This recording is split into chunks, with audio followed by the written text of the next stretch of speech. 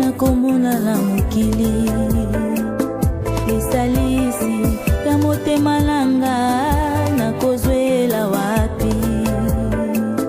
Libondisi ya motema nanga ekouta wapi?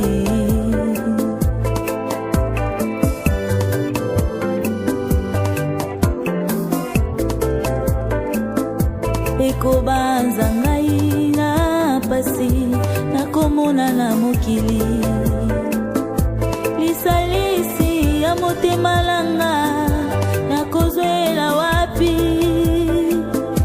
Motema nanga ezoki bapota na nyaya bamba ngai.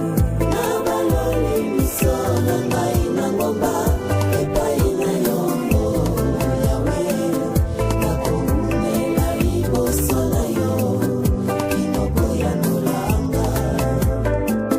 Nabaloli miso na ngai na ngomba epai na yongo yawe. Nakomela liboso na yo kinoko ya nolanga. Na elongi nakoseka na motema na ngai naza kolela. Pasi elekeli nga na motema maya miso na nga nakauki. Ata bapasi eleki ngayo ata minyoko eumeli ayala ngae nakoumela liboso na yo kinoko ya nolanga.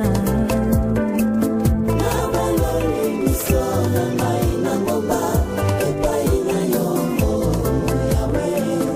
Nakoumela liboso na yo kinoko ya nolanga.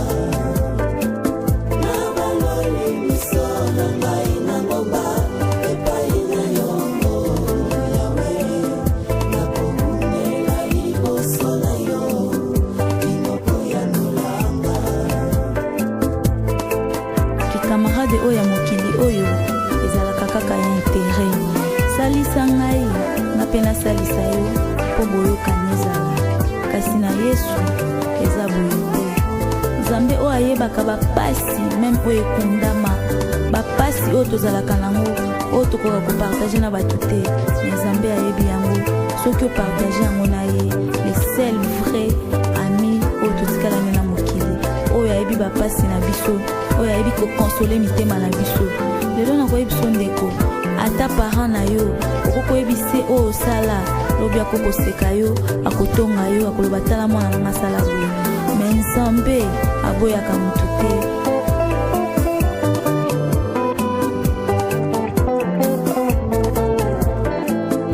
Nakolela yo kolobutu pe moye. Mabolongo na se maboko likolo losambola monoko e. Yo e yano ya mitula na ngai yanolanga e kolo.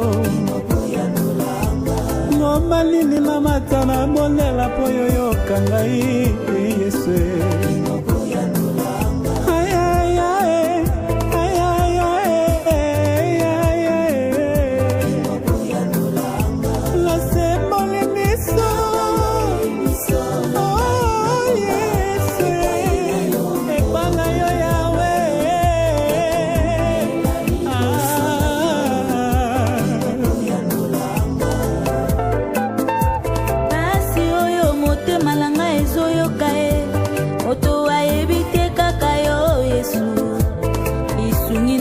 Kouta la moto mokili te kaka epai na yo nkolo nanga.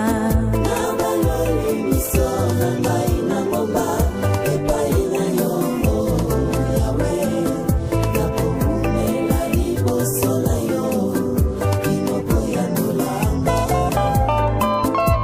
Ayayayo makasi ya baye balemba miso manga matomba mi epala yo e.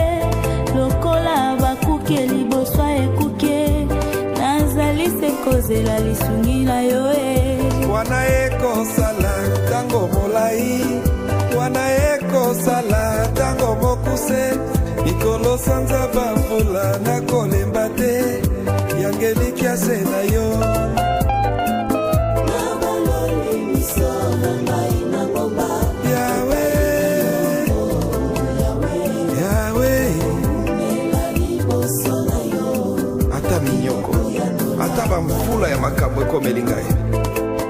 na kolemba te kolanda yo.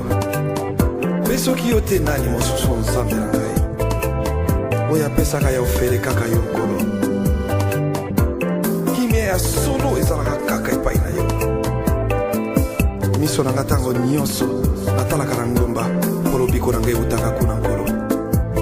Ata butu eumeli ndenge nini yawe ntongo esukaka se na kotala oza malamu mingi nzambe na ngai. Soki yo te nani mosusu. Haleluya. Oyo olobaka yango esalamaka nkolo. Ata minyoko ata bampasi nzambe nakolanda kaka nzela ya losambo. Nakotika yo te nkolo. Soki kokila nkolo nakokila. Soki kolala na mabele nkolo nakolala na mabele. Soki kopakula putulu nkolo nakopatula putulu. Nakotika te nzambe na ngai. Nakoumela ntango nyonso liboso na yo nkolo Yesu Kristo masiya nzambe na bongo. Ata lelo opambolinga nzambe. Ata lelo opesinga mituka nkolo. Ata lelo opesinga mapamo nzambe na ngai. Nakotika kolanda yo te nzambe. Nakokonfirme ntango nyonso kosalela yo nkolo. Nakoumela liboso na yo Yesu Kristo masiya nzambe na bongo. Nzambe alakumaki papa. Mpe baya bomoyo oyo opesanga nzambe ezalaka ya ofele te Yesu. Opesanga po ete nasalelaka yo ntango nyonso. Opesanga po ete nazala